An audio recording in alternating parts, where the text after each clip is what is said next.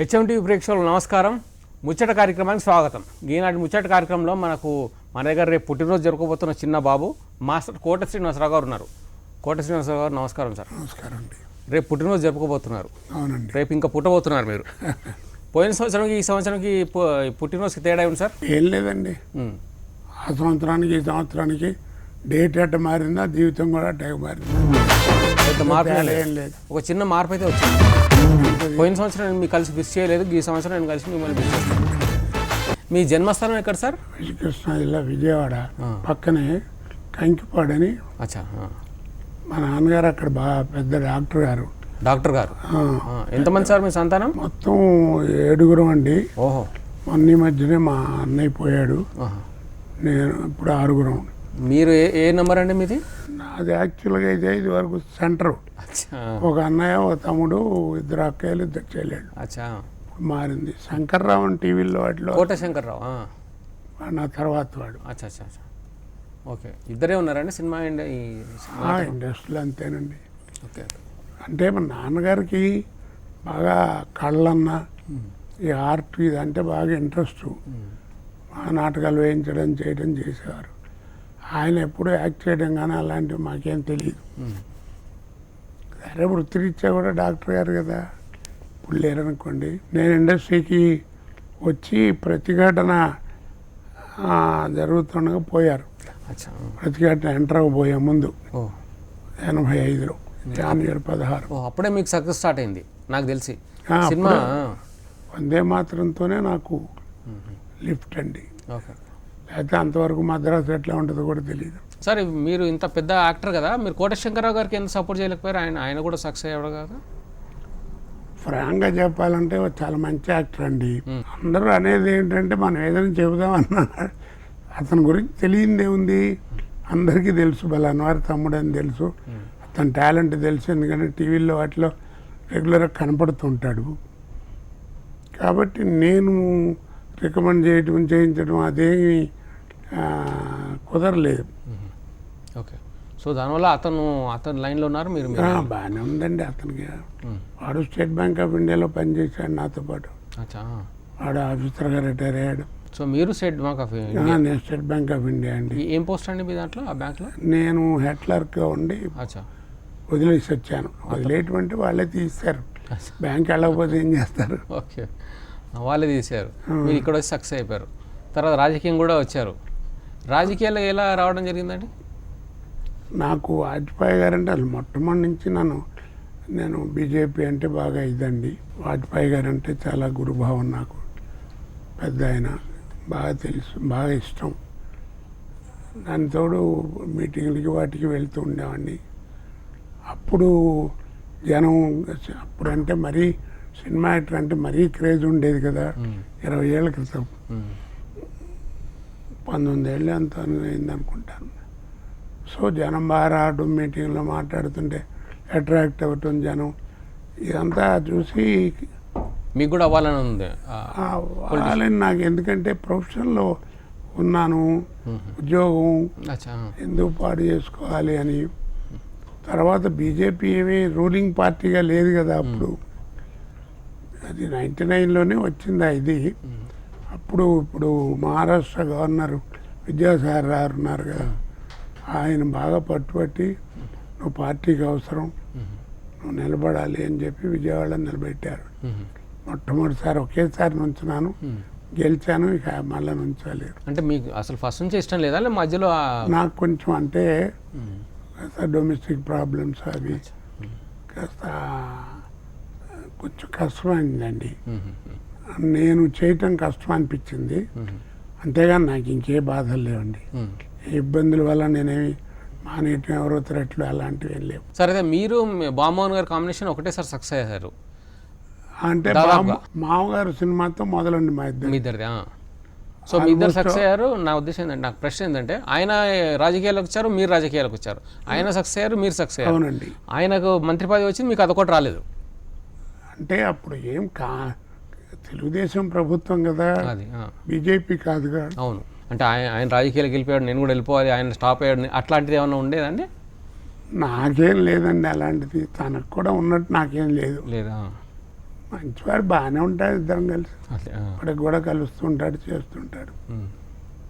ఎప్పుడన్నా కలిసినప్పుడు అన్న అన్న అని కూర్చుంటాడు, బాగానే మాట్లాడుకుంటాడు. నాకు అలాంటిది ఏం లేదు. పొలిటికల్గా కూడా ఇద్దరికి విభేదాలు ఏం లేవు. లేవు. ఇద్దరు కలిసి స్నేహితులు కాబట్టి ఇద్దరు ఒకటేసారి ఎదిగారు కాబట్టి ఒక 50 సినిమాలు దాకా ఉంటాయండి. ఆ, చిన్న సినిమాలు చాలామంది మీ ఇద్దరం లైఫ్ అయ్యాం ఆ రోజుల్లో. ఆయన ఈ మధ్య ఎక్కడో అన్నారు ఇంటర్వ్యూలో, నేను ఎమ్మెల్యే అయ్యాక గడ్మ్యాన్లు చూసి ఆయనకు కూడా గడ్మ్యాన్ కావాలనే కోరిక పుట్టింది కోట గారికి అన్నట్టుగా అన్నారు. అట్లా మీకు ఏమైనా అనిపించిందా సార్? నేను గన్మెన్ వద్దని రాసిచ్చానండి ఓహో, అవునా? గవర్నమెంట్కి. అవునండి, ఆహా. కంపల్సరీగా వాళ్ళు ఏమైనా సరే మీరు కనీసం నియోజకవర్గంలో తిరిగినప్పుడైనా పెట్టుకోండి అని అక్కడ పెట్టేవారు తప్ప. అంతే. నేను ఒక 2 నెలలు ఎంత ఉన్నారేమో మొదట్లో, తర్వాత నాకు వద్దని చెప్పేశాను. ఓహో, సో ఇప్పుడు ఇంట్రెస్టా సార్? ఇప్పుడు పాలిటిక్స్ ఇప్పుడు ఎలా ఉంది? ఇప్పుడు బాగానే ఉందండి. కాదు, మీరు పార్టీలకు మళ్ళీ రాజకీయాలు రావాల్సిన ఇంట్రెస్ట్ అయితే ఉంది. బీజేపీ, నేను అప్పటికి ఇప్పటికీ ఎప్పటికీ బీజేపీ, అది క్వశ్చన్ లేదు. నాకు అలాంటిది ఏం లేదండి. పార్టీ ఇన్ని సినిమాలు చేశారు సార్ కదా సార్, మీరేమైనా డైరెక్ట్ చేయాల్సిందిగా సినిమాలు ఏమైనా డైరెక్షన్ చేసే ఉద్దేశం? నాకు మొదటి నుంచి డైరెక్షన్ ఒకటి, సినిమా ప్రొడక్షన్ ఒకటి, రెండింటికి నేను అగైనెస్ట్ అండి. నా ఫిలాసఫీ ఒకటే, ఎవడు చేసే పని ఆడు చేస్తే బాగుంటుందండి. మీరు నాటకాలు చేస్తున్నప్పుడు మీరేం డైరెక్షన్ చేయలేదండి? నాటకాలు డైరెక్ట్ చేశానండి, అది వేరు. అచ్చా, సినిమాలు అట్లా అది కూడా తక్కువ అండి. నాటకాల్లో కూడా నేను డైరెక్ట్ చేసినవి తక్కువ. ఇదివరకు ఏంటంటే సినిమా ప్రభావం మనిషి మీద ఉండేది. సినిమా ప్రభావం మనిషి మీద ఉండేది. అందుకని వాణిశ్రీ చీరలు, అంజలి చీరలు, గుణసుందర చీరలు, సాధనా కట్లు, రామారారి వాణిశ్రీ కొప్పులు, అలాగే రామారావు స్టైల్గా బట్టలు వేసుకోవడం, శోభన్ బాబు గారి నెక్, ఇలాంటివన్నీ ఉండేవి. ఇప్పుడు ఏమైపోయిందంటే ప్రజల ప్రభావమే సినిమా మీద పడింది. ఇప్పుడు నేను కనీసం ఒక 150 సినిమాలన్నా చేసి ఉంటాను పొలిటికల్ క్యారెక్టర్లో. మరి అన్నీ అట్ట సక్సెస్ అవుతాయి. ఆ రోజుల్లో ఏంటంటే సాంఘికం, పౌరాణికం, జానపదం, చారిత్రాత్మకం, కౌబాయ్ 5 రకాల సినిమాలు ఉండేవి. అప్పట్లో నటినట్లుగా ఏంటంటే ఓ రిస్ట్రిక్షను, ఈ 5 సినిమాలు తప్ప లేదు. కాబట్టి రాజకీయ నాయకుడు ఏదైనా వేషం వేస్తే సోదరీమణులారా అందరికీ నమస్కారం అట్లా ఉండేది. ఇప్పుడు అట్లా కాదు కదా. అలా మార్పు ఉందండి బాగా. తర్వాత ఇప్పుడు మరీ అసలు ఇప్పుడు ఆ 5 కథలు కాకుండా ఇంక కథలు మారిపోయాయండి ఇప్పుడు. ఇప్పుడు అసలు అంటే కోపం వస్తుందేమో, సినిమా అనేది లేదండి. తీస్తున్నారు అంతే, ఏదో టెక్నాలజీ అంతే. ఒక కథ దాని మీద ఆధారపడటం, దాన్ని ఒక ఇది చేయటం అనేది లేదు. నా ప్రకారం అండి, నేను బాగా నమ్మింది అప్పుడు కూడా సినిమా వ్యాపారమే. ఆ రోజుల్లో కూడా ఇప్పుడు జగపతి రాజేంద్ర ప్రసాద్ గారు, పిఏపి సుబ్బారావు గారు, రామానాయుడు గారు, వీళ్ళందరూ మహానుభావులు, అందరూ వ్యాపారమే చేశారు. కాకపోతే ఏంటంటే సోషల్ రెస్పాన్సిబిలిటీ మనకు కొంత ఉంది కాబట్టి దాన్ని జాగ్రత్తగా ఉపయోగించుకోవాలి అనేటువంటి దీంతో ఉండేవాడండి. ఇప్పుడు ఏంటంటే ఎట్టబడితే అట్లా. ఇప్పుడు డబ్బులు పెడుతున్నాం కదా, డబ్బులు రావాలన్నట్టుగా ఏది పెడితే చేస్తున్నారు. ఎవరు చెప్పమన్నారండి? నీ దగ్గర డబ్బులు ఉండి నువ్వు ఖర్చు పెట్టుకున్నావు సినిమా అంటే. ఉన్న మాట చెబుతున్నాను, మంచి మాటే అనుకోండి.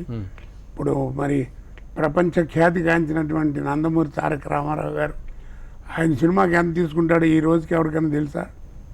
కృష్ణ గారు ఎంత తీసుకుంటారో తెలుసా? నాయక్ గారు ఎంత తీసుకున్నారో తెలుసా? మరి ఇప్పుడు ఏంటంటే ఇప్పుడు వీళ్ళు ఎంత తీసుకున్నారో కూడా తెలియదు కదా సార్ పబ్లిక్కి. ఎందుకు తెలియదు, వాళ్ళే చెప్పుకుంటున్నారు కదా. ఇప్పుడు నేను 20 రోజులు 22 రోజులు పనిచేస్తే సినిమాకి నాకు సినిమా మొత్తం మీద ఒక ₹1,00,000 ఇవ్వడానికి నాకు 18 ఏళ్ళు పట్టిందండి. ఆ లక్షలో కూడా నువ్వే మేకప్ మెన్ పెట్టుకోవాలి, నువ్వే కుర్రాళ్ళకి ఇచ్చుకోవాలి అని నేనే అని చెప్పేవారు. 1,00,000 అంటే అమ్మో అనేవారు. 20 ఏళ్ళు పట్టింది నాకు. అది కూడా నేను పెంచలేదండి, వాళ్ళే దయదలిచి పెంచి మంచి ఆర్టిస్టు ఇవ్వాలి అనేటువంటి దీంతో. అంటే అన్ని సినిమాలకు 1,00,000 ఇచ్చారని కాదు చెప్తున్నా. 20 రోజులు అట్లా పనిచేస్తే ఉండేదండి. ఇప్పుడు అంటే రోజుకు 1,00,000 మామూలు చిన్న యాక్టర్లు కూడా వస్తుంది. మైకి పట్టుకుంటే రోజుకు 1,00,000 అండి. హలో, రోజు 1,00,000 చెప్పండి అంటున్నారు. అంటే లకారం అంటే ఆఫ్టర్ ఆల్ అయిపోయింది వాళ్ళకి. అంటే మీరు ఈర్ష్యతో అంటున్నారా నాకు రాలేదని చెప్పి, లేకపోతే కాలం మారిపోయింది ఎవరు అంటే మనం ఏంటి, మనం అద్దం ముందు కూర్చుని మనం చూసుకుని మనం ఏంటి అనే ఆలోచన లేదండి ఇప్పుడు. ఇప్పుడు ఆర్టిస్ట్ అంటే ఏముంది, ఏం ఇస్తారు మనకి, ఎవరికి ఇవ్వకపోతే 40 కోట్లు ఎట్ట అవుతుంది. అందులో సినిమా అంటే కాస్ట్లీ అనేటువంటిది వచ్చిందండి. ఈడ్చి పెడితే వస్తుందా నాకు? ఇప్పుడు మీ మీద నేను ఈడ్చి పెడతాను, మీ వేషాలు నాకు వస్తాయా? రావు కదా. ఏం ప్రొడ్యూసర్లు పిచ్చోళ్ళు ఏం కాదు కదా. నీ క్యాలిబరు, నీ పద్ధతి, నీ టాలెంట్ చూసే ఇస్తారు కానీ మామూలుగా ఊరికే వెరిగా ఇచ్చారు కదా. అంటే సినిమా అనేది నేను ఎందుకు అంటున్నానంటానండి, ఇట్స్ మేక్ బిలీఫ్. సినిమా అనేది నమ్మించడం. నవ్వకుండా నవ్వించాలి, ఏడకుండా ఏడిపించాలి, కొట్టకుండా కొట్టామనిపించాలి. అది సినిమా. అంతేగాని రియల్గా రోడ్ల మీద పడి కొట్టుకోవడం కాదు. ఇప్పుడు అట్లా అనుకుంటే రామారావు అన్ని సినిమాలు చేసేవారు కాదు కదా. అంటే ఆ మేక్ బిలీఫ్, నమ్మించడం. వాళ్ళు వస్తారు ఏదో ఎంటర్టైన్మెంట్కి 2 గంటలు చూస్తారు, కాసేపు ఎంటర్టైన్మెంట్ ఇచ్చి పంపించాలి. కథలో మార్పులు ఉండొచ్చు, తప్పులేదు. దేశకాల పరిస్థితులను బట్టి, ఆ రోజుల్లో సంఘంలో జరిగే దాన్ని బట్టి కథలో మార్పులు ఉండొచ్చు. సినిమాలో మార్పు ఉండకూడదుగా. తక్కువ దీంట్లో ఎక్కువ చూపించిన వాడు గొప్ప టెక్నీషియన్ అండి. ఓకే, ఉన్న టెక్నాలజీ అంతా వాడేసి కోట్లు ఖర్చు పెట్టేసి నేను మంచి సినిమా తీశానంటే అది గొప్ప కాదు. స్క్రీన్ మీద కనపడుతుంది కదా నువ్వు ఎంత సినిమా తీసావు అనేది. రిలీజ్ అయిన బాహుబలిపై మీ అభిప్రాయం సార్? మంచి సినిమా అంటే చాలా గొప్ప సినిమా. చూసారా మీరు? ఫస్ట్ 2 పార్ట్స్ 2 చూసాను. ఓకే. రాజమౌళి గారి సినిమా అండి. మంచి టెక్నాలజీ బాగా మ్యాక్సిమం ప్రపంచం ఆశ్చర్యపోయేట్టుగా ఆయన క్రియేట్ చేశారు. నేను విన్నది కూడా అదేనండి. ఎవరి నోటి చూసినా రాజమౌళి గారి సినిమా అనే కానీ ఎవరికి ఇండివిజువల్గా ఏం పెద్ద పేరు వచ్చి నేను వినలేదండి. అంటే వాళ్ళ మీద కోపం కాదు నా ఉద్దేశం. అంటే ఆ సినిమా పద్ధతి బాహుబలి అంటే రాజమౌళి అన్నట్టుగా పేరు వచ్చింది. మిగతా ఎవరి పైన టెక్నీషియన్స్ పైన పెద్దగా రాలేదండి. ఓకే. అంటే ఇప్పుడు అప్పటికంటే ఇప్పుడు ఈ టెక్నాలజీ అంటే పూర్తిగా వాడుకున్నాడు. ఆ రోజుల కంటే, ఆ రోజుల్లో చేసే సినిమాలు ఎందుకు ఆ రోజుల్లో ఇప్పుడు మెట్లాచార్ గారు ఉన్నారండి. మరి ఇప్పుడు ఆయన తీసిన ఇప్పుడు తీయమని చూస్తానే అసలు ఎన్ని లక్షలు ఖర్చు పెట్టాలి. ఆయన దగ్గర ఇంతే ఎక్విప్మెంట్ ఉండేది, అంత చూపించాడు సినిమాని కదా. ఒకటి మర్చిపోతున్నారండి ఇప్పుడు యాక్టర్లు కూడా. నేను అదే చెప్తాను, నాటకం అనుభవం ఎందుకు పనికి వస్తుందంటే కాన్ఫిడెన్స్ ఇస్తుంది. డైలాగ్ డెలివరీ ఇవన్నీ కూడా ఎవరితో యాక్ట్ చేస్తున్నా భయపడకుండా యాక్ట్ చేయడం, అంటే కేర్లెస్గా కాదు, భయపడకుండా యాక్ట్ చేయడం, సీనియర్స్ దగ్గర చేసేప్పుడు అవన్నీ వస్తాయి. తర్వాత డైలాగ్ ఎక్కడ కామా ఉండాలి, ఎక్కడ ఫుల్ స్టాప్ ఉండాలి, ఇవన్నీ ఉంటాయి. కాకపోతే సక్సెస్ ఎక్కడ ఉంటుందంటే నాటకాలు అనేటప్పటికి ఇప్పుడు మీరు ఇలా గెటప్ వేసుకున్నారు, నాటకం వేస్తున్నారు అనుకోండి, 1, 2, 3, 4 అట్లా రోజు వెళ్తున్న కొద్దీ నువ్వు కనపడటం తగ్గిపోతుంది కదా. అందుకని ఇట్లా చెయ్యి ఊపడం, కాలు ఊపడం, నరవడం, ఓవర్ దాన్నే డ్రామటైజేషన్ అంటారు. మరీ డ్రామటిక్గా చేసిన అంటే అదే. ఇప్పుడు సినిమా కన్నుంది, ఒక 2 అంగుళాలు ఉంటుంది మా ఉంటే, దీన్ని క్లోజ్ తీస్తే 35 mm కనపడుతుంది. అంటే ఏం తెలిసింది, నాటకానికి అంత చేస్తే ఇంత కనపడుతుంది, సినిమా ఇంత చేస్తే అంత కనపడుతుంది. ఆ టెక్నాలజీని జాగ్రత్తగా వాడుకున్నటువంటి వాళ్ళు సక్సెస్ అవుతారండి. అంటే ఆర్టిస్ట్గా అంటే శ్రమ ఎక్కువ పడక్కర్లేదు. ఇప్పుడు సినిమా వాతావరణం ఎట్లుంది సార్? ఇప్పటి వాతావరణం, సినిమా వాతావరణం డెవలప్ అయిందంటారా, లేకపోతే ఇంకా అగాధంలో పడిపోయిందంటారా? అంటే టెక్నాలజీ మీద ఎక్కువ ఆధారపడుతున్నారండి, నేను అబ్జర్వ్ చేసింది. తప్పదు సార్, అంతకుముందేమో ల్యాండ్ లైన్ ఉండేది, ఇప్పుడు మొబైల్ ఫోన్ వచ్చింది, కాలం మారుతుంది. ఇప్పుడు కార్డ్లెస్ కూడా వచ్చింది అనుకోండి. అంటే అట్టా అని చెప్పి కార్డ్లెస్లో వినండి సినిమా తీస్తామా? సినిమా యొక్క మొబైల్లో ఫోన్స్ సినిమాలు కూడా వచ్చేస్తున్నాయి సార్ ఇప్పుడు. చెప్తున్నా అదే సార్, సినిమా యొక్క వాతావరణం, సినిమా ఉండాల్సిన చోట ఉంటే దానికి విలువ ఉంటుందండి. ఓ థియేటరు వెళ్ళటం, చూడటం, ఆ పెద్ద స్క్రీన్ మీద, అదొక్కటి అంతవరకు లిమిటేషన్ ఉంటే ఆ సినిమాకి గౌరవం దక్కేది. ఇప్పుడు ఏంటంటే అక్కడ సినిమా అని పేరే తప్ప టీవీల్లోనూ మన సెల్ ఫోన్లో కూడా చూసేస్తున్నారు కదా. దానికి ఇంకా నువ్వు ఎట్లా విలువ కడతావు నువ్వు కదండి. సో టెక్నాలజీ పెరగడం వల్ల కొంచెం హాని ఎక్కువ జరుగుతుంది. హాని ఎక్కువ జరుగుతుందండి. లేకపోతే నువ్వు సినిమాని నువ్వు కోట్లు ఖర్చు పెట్టి సినిమా తీయటం ఏంటి, నువ్వే ప్రజల్ని మళ్ళీ బయటమాల కూడా ఏంటండి. ఇప్పుడు ఏంటంటే 10,000 జీతం వస్తుందంటే ముందు కారు, 10,000 జీతం వస్తుందంటే 20,000 ఖర్చు ఉంటుంది ఇక్కడ.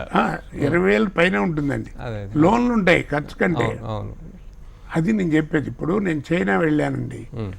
చైనా వెళ్ళినప్పుడు చైనా మనకంటే పూర్ కంట్రీ, జనాభా ఎక్కువ అనేది నేను మామూలుగా తెలిసిన విషయం. నేను చెప్పేది 15 ఏళ్ళ క్రితం అనుకోండి, 16 ఏళ్ళ క్రితం విన్నాను. నేను చైనా వెళితే అక్కడంతా నిజంగా స్వర్గంలా అనిపించిందండి. అంత డెవలప్ అయిపోయింది. నేను అక్కడ ఫైనాన్షియల్ కంట్రోల్ గారిని అడిగాను, ఏమండి నేను విన్నదంతా దీనికి విరుద్ధంగా విన్నాను, ఇంత డెవలప్ అయిపోయింది, అంత డెవలప్ అయినప్పుడు కూడా వాళ్ళకి ఇంగ్లీష్ లేదు, సారీ, థ్యాంక్స్ ఇలాంటి పదాలు తప్ప వాళ్ళకి ఇంగ్లీష్ మాట్లాడటం అది లేదు. వాళ్ళ మాతృభాష మీద వాళ్ళ తర్వాత ఏమైందంటే వాళ్ళకి వ్యాపారం ఎక్కువైపోయింది, ప్రొడక్షన్ ఎక్కువైపోయి పరదేశాలతో ఇది కావాలి కాబట్టి ఇంగ్లీష్ నేర్చుకోవడం మొదలెట్టారు. నేను క్యాజువల్గా అడిగాను, ఏమండి మీ సీక్రెట్ ఏమిటి ఇంత సక్సెస్ కన్నాను అంటే ఆయన బోర్డు మీద రాశాండి, ఏం లేదు, we live according to our earnings, నా నల్జితాన్ని బట్టి నా సంపాదన బట్టి నేను బతుకుతాను, అదే మా సక్సెస్ అన్నాడు. అలా ఇక్కడ ఉండాలంటే ఉండగలమా? ప్రతి వాళ్ళం ఫాల్స్ ప్రెస్టేజ్ అని ఒకటి ఏడ్చింది కదా, నా ఇంక్లూడింగ్ మీ, నేను కూడా అందరూ, నేనేం పెద్ద పద్ధతి నేను చెప్పడం కాదు, ఈ జనంలో కలిసిన వాడిని నేను కూడా. మళ్ళీ పాత రోజులు వస్తుందండి ఈ వ్యవస్థ, రాదా? ఇంతేగా రావచ్చండి, ఎందుకంటే ఒకప్పుడు బెల్ బాటం తొడిగారు, ఇప్పుడు మామూలుగా మళ్ళీ మధ్యలో మానేశారు, మళ్ళీ వచ్చింది, ఇప్పుడు క్రాఫ్ల మీద పడ్డారు, ఇప్పుడు టీవీల్లో ఇంటర్వ్యూలు వస్తూ ఉంటాయి, లేకపోతే సినిమా దాన్ని ఏమంటారు, సినిమా దాన్ని పెంచడం కోసమని ఇంటర్వ్యూ పెడతారు.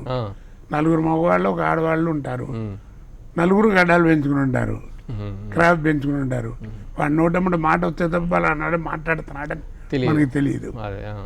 వాళ్ళు సినిమా యాక్టర్లు అట్టా ఉన్నారు. నా ప్రకారం అంటే కోపం వస్తుంది అనుకోండి, యాక్టర్ గడ్డం మీద అడ్డాగండి, ఏ రోజుకి ఏ వేషం వస్తుందో. తర్వాత అన్నిటికంటే యాక్టర్ అనేవాడు బతకడం ఎక్స్ప్రెషన్ మీద బతకాలి, సినిమా వాడు ముఖ్యంగా. అసలు ఆ ఎక్స్ప్రెషనే కనపడకుండా ఈ కళ్ళు పళ్ళు తప్ప ఏం కనపడవు. వీళ్ళకి బొంబాయి నుంచి మేకప్, ఏమిటి వాడు చేసేది? ఇవన్నీ అంటే కోపాలు వస్తాయి కదా. అదండి, ఇవన్నీ కాస్ట్లీ అంటే మనం చేసుకుంటున్నాం, ఇవి మనం జాగ్రత్తగా ఉంటే ఉంటాయండి. ఇప్పుడు నాగేశ్వరరావు, రామారావు, శోభన్ బాబు గారు వాళ్ళందరూ ఉండలేదా? కృష్ణ గారు అందరూ, చిరంజీవి గారు. ఇప్పుడు చిరంజీవి గారి సినిమా ఏదైనా చేస్తే మరి ఆ పాత అతనికి మొదటి నుంచి చేసిన ఆయనే మేకప్ చేస్తాడు. అదే మరి సో మీరు అన్నీ అంటుంటారు ఊరికే, అంటే సినిమాలో సక్సెస్ కావాలంటే మొత్తం అదృష్టం కొంచెం ఉన్నా సరే, టాలెంట్ ఎక్కువ ఉన్నా సరే పర్వాలేదు. అదేనండి నేను అందరికీ అంటుంటానండి సక్సెస్ గురించి. సక్సెస్ గురించి టాలెంట్ ఎంత ఉన్నా పర్వాలేదు, పెద్ద గుమ్మడికాయ అంత టాలెంట్ ఉన్నా మనకేమి ఇబ్బంది, మనకేం ఉపకారం లేదండి. ఆవగిందంత అదృష్టం ఉండాలి. ఆ రెండు ఉన్నవాడే ఏ రంగంలో అయినా గొప్ప పైకి వస్తాడు. ఓకే, వాడు పనిచేసే రంగంలో. సో ఇప్పుడు పైకి వచ్చిన వాళ్ళకి అందరికీ అదృష్టం కూడా ఉంది, కొద్దిగా టాలెంట్తో పాటు అదృష్టం ఉంటుందండి. లేకపోతే మహానుభావులు ఎంతమంది లేరు. సినిమా వాళ్ళే, వాళ్ళ వారసులే వాళ్ళే ఉంటారు సినిమా వాళ్ళలో, వేరే వాళ్ళని రానివ్వట్లేదు. దీనిపైన మీ అభిప్రాయం ఏంటి? ఇప్పుడు హీరోలు ఎవరయ్యా అంటే పేరు కంటే ముందు బలాని వారి మేనల్డు, బలాని వారి తమ్ముడు, బలాని వారి అబ్బాయి, ఇది ఎక్కువైపోతుందండి. అది మరి దాన్ని బట్టి ఏమనుకోవాలి మరి? నిజమే అనుకోవాలి, నిజమే అనుకోవాలి కదా. అదే ఇప్పుడు పెద్ద పెద్ద టాప్ స్టార్లు అందరూ టెలివిజన్కి వస్తున్నారు, దానిపైన మీ అభిప్రాయం ఏంది? నేను దానికి అగేనిస్ట్ అండి. టీవీలోకి రావడం మమ్మల్ని అవమానపరిచినట్టుగా టీవీలో కాదండి, మీ ఫుడ్ కొట్టినట్టు. అచ్చా, ఇంతకుముందు కథ ఒకటి తెస్తే దర్శకత్వం చేసేవారు, ఇప్పుడు అట్లా కదా, కథ దర్శకత్వం మాటలు అన్నీ నేనే చేస్తాను సార్ అంటే ఆడియన్స్ కూడా వాళ్ళే ఉంటున్నారండి. కొన్ని సినిమాలు, చాలా సినిమాలకి నా ప్రకారం అండి, డైరెక్టరు అనేటువంటి వాళ్ళకి రచనా జ్ఞానం ఉండటం తప్పులేదండి, ఉండాలి కూడా. రైటర్ అనేవాళ్ళు లేకుండా వాళ్ళు రాయకూడదండి, తప్పండి. ఇప్పుడు వాతావరణం ఎలా తయారైందంటే డైరెక్టర్లు చాలా చిన్నపిల్లలండి, 25-30 లోపల మధ్యన ఉంటారు. బీటెక్ చేసిన వాళ్ళు మిడతలు దాన్ని పడ్డారు. ఈ బీటెక్ అంటారు. ఏం నేర్చుకుంటారు నాకు అర్థం కాదు. బీటెక్ చదివితే ల్యాప్టాప్ పట్టుకుంటే సినిమా అయిపోద్దండి. టెక్నాలజీ తెలిస్తే అయిపోయిందా? కెమెరా బలాందని తెలుసు కానీ దాన్ని ఆపరేట్ చేయడం వాళ్ళకి తెలియదు, ఎన్ని లెన్స్లు ఉంటాయో తెలియదు. ఇదివరకు డైరెక్టర్లు ఏంటంటే లెన్స్ నెంబర్ చెప్పి శ్రీనివాసరావుకి అక్కడ వస్తాడు, బలాన్ వాళ్ళు కలుసుకుంటారు, మీటింగ్ పాయింట్ బలాన్ లెన్స్ వేసి ఆ షాట్ తీయనేవారు. ఇప్పుడు అట్ట కాదండి, తలేవా నాకు శ్రీనివాసరావు టైట్ కావాలి తీవా అంటే ఆయన ఏదో చాలా క్లాస్ కట్టి ఒక 20 minutes వెకేట్ చేయండి అని అందరూ వచ్చిన తర్వాత కిస్కమైన క్లోత్ తీసి పంపిస్తుంటాడు. తప్పండి అది. సార్ అయితే మీకు నచ్చిన హీరోలు హీరోయిన్లు ఎవరు సార్ ఇప్పుడున్న? అందరూ గొప్పవాళ్ళే ఆ రోజులు. ఇవాళ ప్రతి హీరో చిరంజీవిని ఇమిటేట్ చేయాలనే, చిరంజీవిలా చేయాలంటే వాళ్ళ వల్ల కాదు, వాళ్ళు ఇంకో జన్మెత్తాలి. ఎందుకంటే కృష్ణ గారు, రామారావు, నాగేశ్వరరావు, శోభన్ బాబు గారు, కృష్ణ గారు ఇలాంటి మహానుభావులందరూ ఉండగా చిరంజీవి అనేటువంటి వాడు తనదంటూ ఒక బాణి క్రియేట్ చేసి దాంట్లో పైకి వచ్చి పేరు తెచ్చుకున్నటువంటి వాడు. ఇప్పుడు జనరేషన్ తీసుకుంటే వ్యాపార రీత్యాయే కాదండి, జనంలో పేరే కాదండి, ఏది ఉన్నది నాకు తెలిసినంతవరకు ముగ్గురే. ఒకటి జూనియర్ ఎన్టీఆర్, 2 బన్నీ, 3 మహేష్ బాబు, అంతేనండి. మిగిలిన వాళ్ళందరూ సినిమా సక్సెస్ అయింది అనుకోవడమే తప్ప మార్కెట్లో నాకు తెలిసి అంత లేదు. Okay sir. హీరోయిన్లు సార్? హీరోయిన్లు ఎవరున్నారండి స్టాండర్డ్గా ఉండేది? 2 సంవత్సరాలు ఉంటే పోతారు. దర్శకుల్లో మీకు ఇష్టమైన వాళ్ళు ఇప్పటి కాలం? అదే ఉన్నారు కదా 4-5 డైరెక్టర్లు. అచ్చా. త్రివిక్రమ్ శ్రీనివాసు, వి వినాయకు, తర్వాత పేర్లు జ్ఞాపకం రావట్లా, రాజమౌళి, పూరి జగన్నాథ్ ఇలాంటి వాళ్ళు ఉన్నారు కదా ఒక 5-6. ఈ రోజువారీ మీ కార్యక్రమం ఏంటి సార్ ఇప్పుడు ప్రస్తుతం? ఏమీ లేదండి, పొద్దున్న లేవడం, కాస్త ఏదో ఒప్పుకున్నంతసేపు కాసేపు దైవ ప్రార్థన చేసుకోవడం, తర్వాత టిఫిన్ చేయడం, ఆ టీవీ ఏదో పెట్టుకుని అక్కడ కూర్చోవడం. ఇలాంటి వారు ఎవరన్నా వస్తే కాసేపు కబుర్లు చెప్పడం, లేకపోతే కాస్త ఏదైనా నిద్ర వస్తే కాసేపు పడుకోవడం, లేవడం, మళ్ళీ టీవీ చూడడం. ఇదే గోల. ఇదే ఆ బోర్ కొట్టే కాస్త ఏదన్నా బాబు కాస్త చూడండి ఏదైనా సరదాగా వచ్చి, అంటే రోజు ఉండాలని కాదు నా ఉద్దేశం, నెలకు కనీసం 10-15 రోజులు అట్లా ఉంటే ఏదో ఒకటి కొట్టుకోవడం. ఏదో 2-3 సినిమాలు చేశాను, మొన్నటి రిలీజ్ అవుతాయి. ఏదో ఇదివరకు మన వేషాలతో కంపేర్ చేస్తే ఇవేం పెద్ద వేషాలు పెద్ద కష్టపడే కాదనుకోండి, మంచి వేషాలే, బాగా చేసాం, ఏదో చేసాం.